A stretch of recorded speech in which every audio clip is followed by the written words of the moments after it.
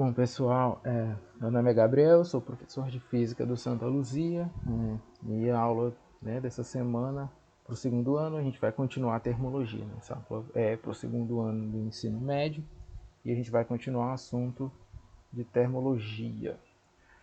Então, como a gente já definiu nas aulas passadas, sobre a questão da definição de temperatura, definição de várias grandezas térmicas, agora o que nós vamos ver basicamente vai ser alguns fenômenos, o que ocorre com o corpo, alguns fenômenos decorrentes do aumento da temperatura ou da variação da temperatura. O que acontece com o corpo quando eu aumento a temperatura, desse corpo? Então, basicamente a gente vai tratar aqui dos fenômenos de dilatação e contração térmica. Dá para ver aqui pelas figurinhas, que o que ocorre quando eu aumento a temperatura é que os corpos tendem a aumentar de dimensão. Então aqui tem um quadrado, uma figura geométrica aqui, eu aqueço ele vai aumentar aqui suas dimensões. Nesse caso aqui está aumentando a área, aqui está aumentando o volume e aqui aumentando o comprimento. Então o que acontece? Todo o corpo é formado de algumas partículas muito pequenas, que são os átomos, enfim, moléculas. E aí, esses átomos e moléculas, eles estão num movimento desordenado aqui, cada molécula está indo para uma direção que nada a ver, e de vez em quando eles acabam até por se chocar e tal. E a gente sabe que pela definição de temperatura, que é o grau de agitação das moléculas, ou seja, quanto maior a temperatura, maior vai ser a agitação desse monte de molécula aqui que está cada uma indo para uma direção diferente. Então, quando eu aumento a temperatura de um corpo, e utilizando aí dessa definição de temperatura, então eu estou aumentando o grau de agitação dessas moléculas. Então eu vejo que aqui com a temperatura maior, a agitação delas é bem maior, eles vão ter uma velocidade maior. Isso vai fazer com que, eventualmente, eles se choquem, de tanto eles irem aqui em direções aleatórias, uma hora essas partículas vão acabar se chocando uma com as outras. E quando elas se chocam, elas vão ser repelidas, vão se afastar, depois do choque, e tendem a ficar cada vez mais distantes uma das outras. Esse fenômeno acaba por, então, deixar com que as moléculas fiquem mais afastadas umas das outras, e isso acarreta no aumento das dimensões, do corpo em si, que eu estou aumentando a temperatura. Então a esse fenômeno a gente dá o nome de dilatação térmica. Eu aumento a temperatura e aí aquele corpo aumenta a dimensão dele, seja o comprimento, a área ou o volume. Uma dessas três coisas tende a aumentar, certo? Então tá aí a definição de dilatação térmica e a explicaçãozinha por que ocorre isso. Essa dilatação térmica ela pode ser linear, superficial ou volumétrica. A diferença entre elas é o seguinte: na dilatação linear, somente uma dimensão é alterada. Então, por exemplo, essa barra aqui ela tem um certo comprimento, mas eu não estou vendo aqui a espessura ou largura dela. Essas dimensões são muito pequenas, então são desprezíveis. O que aconteceu? Eu aumentei a temperatura e ela aumentou essa quantidade de ΔL. Então o L0 era o comprimento inicial, ele aumentou esse ΔL, então quando eu aqueci, esse comprimento aumentou até ficar desse tamanho L. Já na superficial, aí não aumenta só uma dimensão, aumenta duas, ou seja, não aumenta só o comprimento, aumenta uma área. Então eu vejo aqui, por exemplo, que eu tenho uma área, um quadrado, um retângulo, não dá para saber exatamente, mas quando eu aqueço, o que acontece? Essa área aumenta, fica maior. E no caso, aqui eu tenho já as três dimensões, largura, comprimento, espessura. Então aumenta o volume da peça. No caso seria então a dilatação volumétrica. Interessante é que a dilatação volumétrica, apesar desses três serem exemplos de corpos no estado sólido, ela não é, esse fenômeno não ocorre só no estado sólido. Os líquidos também se dilatam. Então, por exemplo, aqui eu vou ter um certo líquido aqui dentro, e quando eu aqueço, o líquido que está aqui dentro também se dilata, e aí, conforme ele se dilata, ele não vai mais caber no copozinho e uma parte aqui do líquido extravasa. Então o que acontece? A dilatação ela ocorre nos líquidos e também nos sólidos e decorrente, né, sempre do aumento de temperatura. Isso é uma coisa que geralmente acontece, tem algumas exceções, na verdade tem uma pequena exceção que a gente vai estudar mais para frente de de uma certa substância que durante uma faixa específica de temperatura ela não se dilata. Mas isso a gente vê para frente. Geralmente, né, vocês têm que ter ideia que no geral, quando você aquece um corpo, ele aumenta suas dimensões. E dentro esse efeito térmico, no caso da dilatação, tem o contrário também, que seria a contração térmica. Né? A contração térmica seria igualzinho à dilatação, só que o inverso. Ou seja, conforme eu diminuo a temperatura do corpo, ele diminui as dimensões. Né? Então, os exemplos seriam iguais, só que o contrário. O contrário.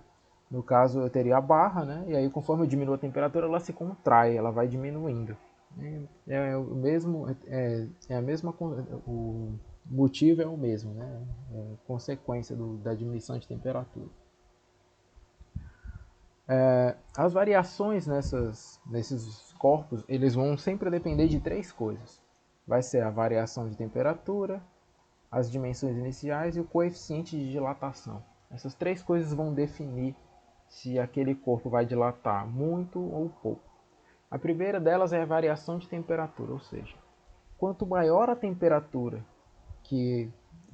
pronto, vou dar um exemplo simples. Vamos supor que eu tenho uma barra de 1 metro e ela esteja 10 graus Celsius. Se eu aumentar essa temperatura para 40 graus Celsius, ela vai dilatar alguma coisa. Vai dilatar aí alguns centímetros. Agora, se eu dilatar, em vez de jogar para 40 essa temperatura, eu jogar para 80, que é o dobro, então ela vai dilatar o dobro. Ou seja, dilatação, o quanto, né, aquele corpo vai crescer, vai sofrer essa expansão, vai ser proporcional à temperatura. Quanto maior a temperatura, maior vai ser a dilatação. Quando eu penso nas dimensões iniciais, o que eu quero dizer com isso? Se eu tenho uma barra de 1 metro e outra barra de 2 metros, e eu fizer as duas variar a mesma quantidade de temperatura, ou seja, jogar uma de 10 para 20 graus Celsius, e a outra também de 10 para 20 graus Celsius, só que uma tem 1 metro e a outra tem 2. A de 2 vai dilatar mais do que a de 1, certo? Então essa dilatação ela vai depender, né, do tamanho que essa barra tinha antes de sofrer a variação de temperatura. E esse terceiro seria o coeficiente de dilatação, é uma constante que depende do material. A gente observa na natureza que alguns materiais eles têm mais facilidade de dilatar do que outros. Por exemplo, os metais eles dilatam mais fácil do que a madeira ou o plástico, enfim. Então o que acontece? O coeficiente de dilatação dos metais, né, dos diversos tipos de metais, normalmente são bem maiores do que os de plástico ou madeira, então faz com que eles dilatem mais.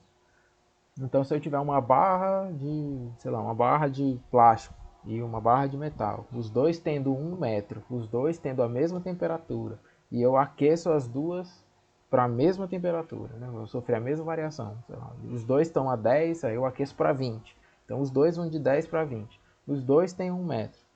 Os dois têm tudo igual, só o material que é diferente. Então, o metal vai dilatar mais, porque o coeficiente de dilatação do metal é maior.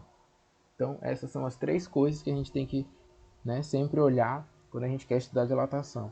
Qual o material que está envolvido, a diferença de temperatura e, e as dimensões iniciais dele. Né? Qual o tamanho dele antes dele sofrer a dilatação. Essas três informações aqui é só porque algumas questões acabam abordando esses coeficientes como as letras gregas, né? Alfa, beta e gama. Então, se vocês virem alguma questão, para vocês aí não acharem muito estranho, eu vou logo explicar para vocês. Toda vez que eu estiver falando de dilatação linear, né? Ou seja, aquela barra, ou seja, só a variação do comprimento, normalmente ele trata esse coeficiente de dilatação como sendo a letra grega alfa. Quando tem a expansão da área, né? Então vai ser o beta e a volumétrica vai ser o gama. Então é tudo a mesma coisa, só porque aqui é a linear, superficial e volumétrica. Você vai, toda vez que você tiver uma questão, você vai ter que ter em mente que tanto alfa, beta e gama são os coeficientes de dilatação. Só muda se é linear, superficial ou volumétrico. E outra parte bem importante que sempre aborda nos vestibulares são, no caso, as lâminas bimetálicas. As lâminas bimetálicas são o quê? São lâminas formadas de materiais, né, diferentes. São metais, né, e são diferentes. Então, no caso aqui eu tenho um exemplo da lâmina sendo a parte superior de aço e a lâmina de baixo sendo de zinco. O que acontece? Eu vou já dar um spoiler aqui. O coeficiente de dilatação do zinco ele é maior do que o do aço. O que acontece então se eu aquecer essa barra? Observem que essas ligas, né, esses metais, eles estão, né, aqui, ó, eles estão colados. Essa superfície aqui, ela está toda colada. Então, essa ponta aqui da frente, nunca eu vou conseguir separar elas. Elas estão grudadas, por isso que são lâminas bimetálicas. Porém, quando eu aqueço essa barra, como o zinco tem aqui o coeficiente maior do que o do aço, ele tende a dilatar mais do que o aço. Então, o que acontece? Por consequência, o comprimento dele dilatado, esse comprimento aqui, é maior do que esse comprimento aqui. Isso aqui só é possível, já que eles estão grudados e um vai expandir mais do que o outro, só vai ser possível se ocorrer esse encurvamento. Então, toda vez que eu aquecer materiais aqui diferentes, acontece esse encurvamento aqui. Em que direção? Na direção do que tem o menor coeficiente. O aço tem o menor, então esse comprimento aqui ele é menor do que esse comprimento. Isso porque eu aqueci, porque o coeficiente do zinco é maior. Agora você pode pensar, agora a gente vai pensar de forma diferente. O que acontece se eu resfriar essa barra aqui, né? Eles têm a mesma dimensão inicial, ou seja, os dois têm o mesmo comprimento, tem a mesma diferença de temperatura, eles vão sofrer exatamente a mesma diferença de temperatura, só o que muda é o material. Então o que acontece? Como o zinco possui um coeficiente maior, quando eu resfriar ele, ou seja, diminuir a temperatura, ele vai contrair mais rápido. Da mesma forma que quando eu aumentei, ele dilata mais rápido, quando eu diminuo, ele contrai mais rápido. E o aço contrai bem menos. Ou seja, rápido não, né? Ele contrai, não tem a ver velocidade no negócio. Ele contrai mais ou contrai menos. Quem tem o maior coeficiente contrai mais. E quem tem o menor contrai menos. Então o que acontece? Esse comprimento aqui, ó, ele vai ser menor do que esse comprimento aqui de fora. Ou seja, no resfriamento, esse encurvamento acontece sempre para o lado de quem tem o coeficiente maior. No caso, o zinco tem o coeficiente maior, então esse encurvamento é para baixo. Aqui, quando ele tem o aquecimento, ele vai sempre para o lado de quem tem o coeficiente menor, então ele sobe. Se eu mudasse esse material aqui, supondo que não fosse o aço, vamos supor que não fosse aço, fosse um outro material qualquer que tivesse um coeficiente bem maior do que o zinco, aí esse encurvamento não seria assim para cima, né? Ele seria o contrário, para baixo, e o resfriamento seria para cima. Esse é só um exemplo, certo? É só vocês olharem aqui, sempre que vocês tiverem dúvida, vocês vão olhar aqui para esse encurvamento e vão ver qual é que aparenta ser maior. Essa curva de fora é sempre maior do que essa de dentro. Então significa que esse aqui dilatou mais. Então o coeficiente dele deve ser maior. No caso aqui é o resfriamento, então é o inverso, né? Enfim, é o mesmo raciocínio, certo? Sempre olhar se está resfriando ou aquecendo, ver quem tem um comprimento maior e aí você vai saber se aquele metal tem maior ou menor coeficiente de dilatação. Esse capítulo de dilatação térmica é um capítulo que tem aí no livro de vocês. E ele aborda também tem algumas questões de conta também. Ele tem toda uma parte de cálculo. Porém, por enquanto, eu só vou cobrar de vocês essa parte teórica. Eu quero que vocês entendam o fenômeno. A maioria das questões de vestibular abordam esse tipo de questão de forma teórica. certo? Então, a partir daqui, basicamente, encerra aí essas questões de dilatação. Como a gente já viu, né, a definição de calor, a gente já sabe que é a energia em trânsito de um corpo que tem maior temperatura, e aí ele cede energia para o corpo de menor temperatura. Então a gente já sabe a definição de calor, que é uma forma de energia em movimento, energia em trânsito e tal. Então, energia, a unidade é joule, então a unidade de calor também vai ser joule, esse J. Só que o que acontece? Quando eu trato de dimensão, por exemplo, eu posso dar a unidade em metros, em quilômetros, em centímetros. E a mesma coisa acontece com calor. Eu posso dar essa dimensão, essa unidade, né? Tanto em joule quanto em caloria. Caloria também é uma unidade de calor. Tanto que uma caloria equivale a mais ou menos 4,2 joules, que é aproximado, que é um número todo quebrado. Então, vocês têm que ter esses dois números aqui em mente para quando a questão pedir para converter. Né? A questão pode pedir em caloria, pode pedir em joule, enfim. Aí você faz uma regra de 3, sabendo que uma caloria é 4,2 joules.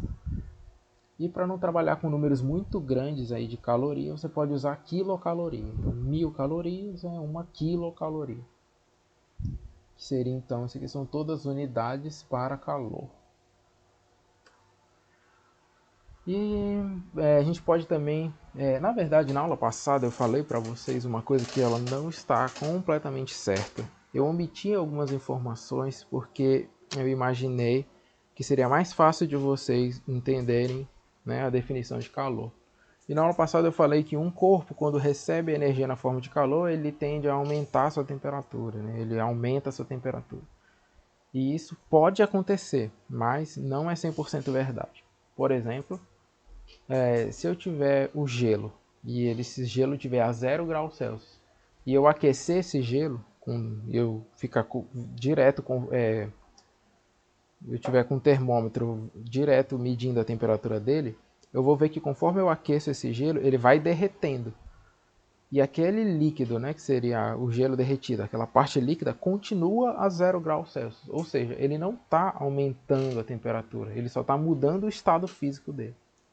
Então, a conclusão que eu estou dando para vocês é o seguinte: toda vez que um corpo recebe calor, duas coisas vão acontecer. Ou ele vai aumentar a temperatura dele, ou seja, vai ter uma variação de temperatura, ou ele vai mudar o estado físico, do sólido para líquido ou de líquido para gasoso. Uma dessas duas coisas tem que acontecer. Sempre que acontecer a variação da temperatura, então eu digo que aquela energia que ele recebeu, aquela energia eu chamo de calor sensível, ou seja, a energia em movimento, né? É o calor, só que ele é um calor diferente, o nome, a gente vai chamar ele de sensível, porque naquele fenômeno só envolveu variação de temperatura.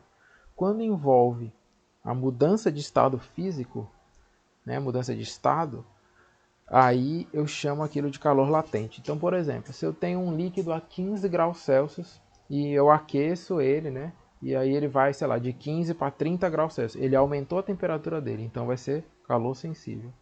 O caso do gelo, tá a 0 graus Celsius, eu aqueço, aí ele derrete e a parte líquida, quando derrete, continua a 0 graus Celsius. Não aumentou a temperatura, a variação de temperatura não aconteceu, foi zero, mas mudou o estado, então é calor latente.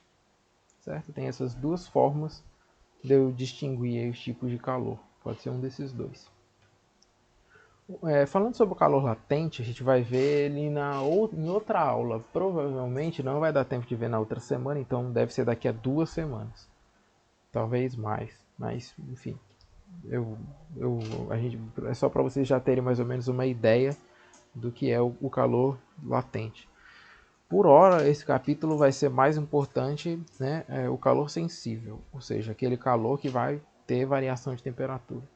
Então, a equação principal que vai reger todos os fenômenos que envolvem calor sensível vai ser essa equação bonitinha aqui, que vai envolver calor, o mzinho é a massa, o C é um coeficiente que a gente ainda vai falar sobre, que é o calor específico, e o ΔT, a variação de temperatura.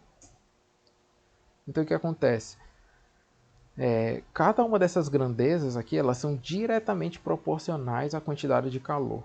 Então significa que quanto maior a variação de temperatura, maior a quantidade de calor. Então, se eu tenho um certo corpo e eu tenho um copo, por exemplo, eu vou cozinhar, né? Quando vocês vão cozinhar água, né?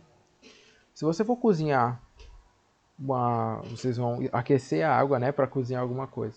Se vocês colocarem pouca água na panela, ou seja, a massa da água vai ser pequena, então você não precisa colocar a chama, né, do fogão no máximo, porque você não precisa dar tanto calor assim para aquecer aquela quantidade de água, né? Porque a massa é pequena, então o calor é pequeno também.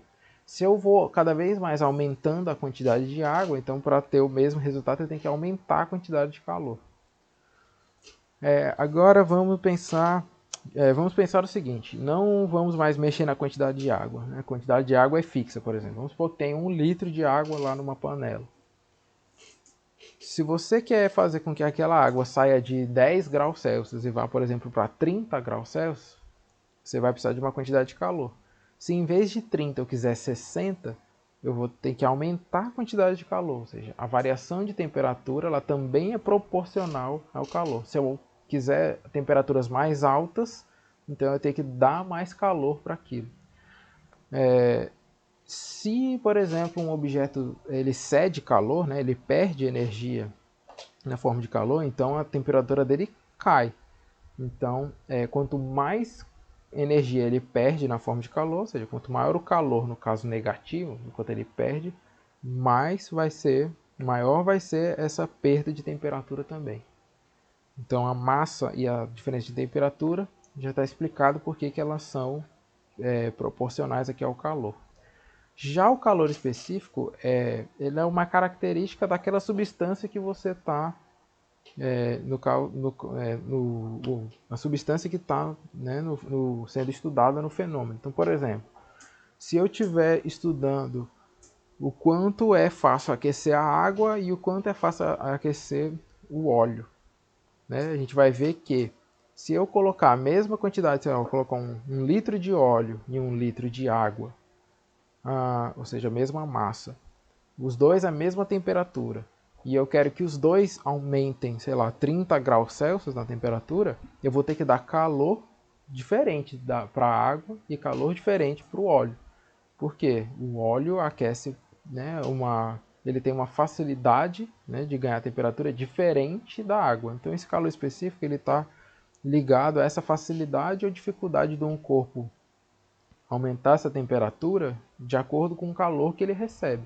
Então corpos que precisam de mais calor para aumentar a temperatura, eles têm o coeficiente, o calor, né, o calor específico, o calor específico, ele é maior, né? Já ia falar aqui coeficiente de dilatação.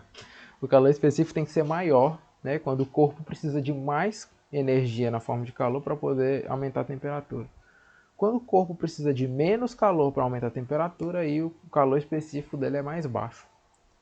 E o que acontece? Quando a gente vê essa fórmula aqui do calor, a massa é sempre uma grandeza positiva, o calor específico também é sempre positivo, não existe calor específico negativo. A única coisa que pode ser negativa aqui nessa fórmula é a variação de temperatura. Ou seja, a variação de temperatura vai definir se esse calor é positivo ou negativo. Quando a variação de temperatura for maior do que zero, ou seja, o calor vai ser maior do que zero, significa que você está recebendo calor. E quando esse calor for negativo, ou seja, variação negativa, a temperatura diminuir, significa que você vai estar perdendo calor, você vai estar cedendo para alguém esse calor. Um corpo cede calor para o outro, a temperatura dele diminui. Esse calor é negativo. Quando você recebe, aí essa temperatura sobe e aí o calor que você recebe, no caso, é positivo, certo? E aí tem aqui algumas questõezinhas, tem 2 exemplos que eu separei para a gente poder entender mais ou menos como funcionam essas fórmulas, né, de calor sensível. Então, o exemplo vem assim: o corpo de massa 200 gramas é constituído por uma substância de calor específico 0,4, aí esse negócio aqui gigante, ela é a unidade do calor específico. Então ela tem graus Celsius, ela tem gramas e tem calorias. Então, como essa unidade tem calorias, gramas e graus Celsius, quando eu colocar a minha formulazinha que está aqui, ó, calor é igual a massa vezes o calor específico vezes a temperatura. Essa massa tem que estar em gramas, porque aqui está gramas. O calor, o Q, é que vai sair em calorias. E esse ΔT tem que estar em graus Celsius. Porque, enfim, né, a equação tem que estar as unidades iguais à do coeficiente para não ter erro. Então, como esse coeficiente aqui está dessa forma, eu tenho que manter todas as unidades igualzinho está aqui. Né? Eu não posso colocar calor em joule, por exemplo. Tem que ser caloria, porque aqui está em caloria. Então ele quer que eu determine a quantidade de calor que o corpo deve receber para que sua temperatura varie de 5 para 35 graus Celsius. Então na letra A, né, eu estou querendo a quantidade de calor. Então o que acontece? Eu vou ter a temperatura final, ou seja, ele vai começar em 5 graus e terminar com 35. Então o final é 35, o inicial é 5. 35 menos 5, 30. Então tem que a variação é 30 graus Celsius. Isso aqui está correto. Já 30 é um número positivo. E aí quando a gente volta aqui, a gente vê, ó, ΔT positivo, ele recebe calor. E é exatamente o que a questão está pedindo, ó, o que o corpo deve receber. Então tá certo. Se aqui tivesse trocado, tivesse menos alguma coisa, então a gente já ia saber que essa questão, a gente fez um cálculo errado aqui da variação. E aí eu quero saber, né, a quantidade de calor. Então coloquei a formulazinha aqui, Q, mc ΔT. A massa eu já estou tendo aqui, que é 200 gramas, então está aqui 200. O calor específico C é 0,4 e a variação eu acabei de calcular 30. E quando eu multiplico isso aqui tudo dá 2.400 calorias. Então eu preciso ceder 2.400 calorias para que esse corpo aqui tem 200 gramas vá de 5 graus para 35. E aqui ele pede que quantidade de calor ele deve ceder para que a sua temperatura diminua de 15 graus. Diminuir de 15 graus já significa o quê? Que a variação vai ser menos 15. Por quê? Que é diminua, então é negativo, e é de 15 graus, então é menos 15 graus. Então o que acontece? Como essa variação aqui é negativa, de novo, variação negativa, calor negativo, significa o quê? Calor cedido. Ou seja, ele falou aqui, né? O calor que deve ceder. Então, de novo, esse cálculo está correto. Então, eu vou colocar aqui de novo a fórmula MBC ΔT. Então, a massa vai ser os mesmos 200. O calor específico continua sendo 0,4. Só que agora o meu ΔT vai ser menos 15. Então, quando eu fizer essa multiplicaçãozinha, eu vou ter menos 1.200 graus Celsius. Então, o calor agora vai ser negativo porque eu estou perdendo energia. Aqui nesse caso eu estava ganhando energia. E o exemplo 2, eu vou ter aqui a temperatura de 100 gramas de um líquido cujo valor, de novo, ó, vou até marcar aqui de novo, a unidade do calor específico, ó, caloria, grama por grau Celsius. Então, eu vou ter que deixar de novo calor em caloria, a massa em gramas e a variação em graus Celsius. Tem que sempre olhar qual é a unidade do calor específico, né? Para poder calcular aqui tudo direitinho. Então, a temperatura de 100 gramas de um líquido cujo valor específico é 0,5 kg sobe de menos 10 para menos 30. Então, de menos 10 a temperatura inicial até 30 a temperatura final. Em quantos minutos será realizado esse aquecimento com uma fonte que fornece 50 calorias por minuto? Então, para resolver essa questão, sempre, ó, eu já identifiquei aqui a temperatura final 30, inicial menos 10, então a variação vai ser final menos inicial, 30 menos o menos 10. Então aqui menos com menos dá mais, então vai ficar 30 mais 10, 40 graus Celsius, minha variação então é de 40. Então a quantidade de calor que eu vou precisar para aquecer essas 100 gramas de menos 10 até 30 é o que?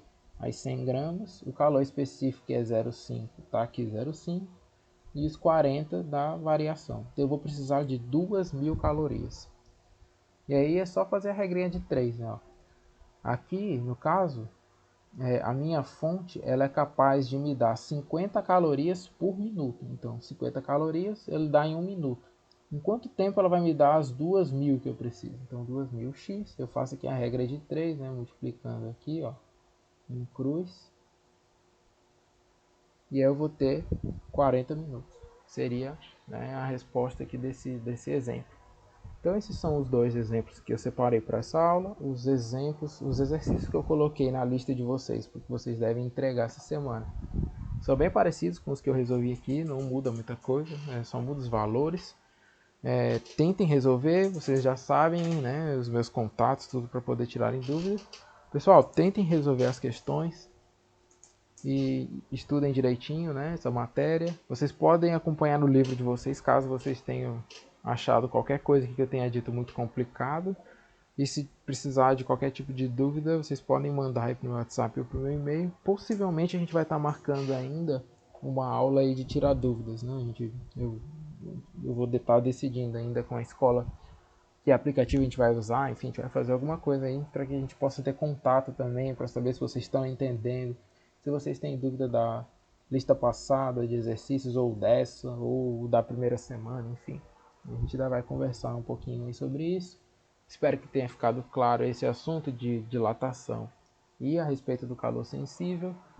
Qualquer dúvida, vocês já sabem aí como vocês podem ter aí meus contatos. Beleza, pessoal? Valeu, bons estudos, fiquem em casa, espero que estejam bem. É isso aí.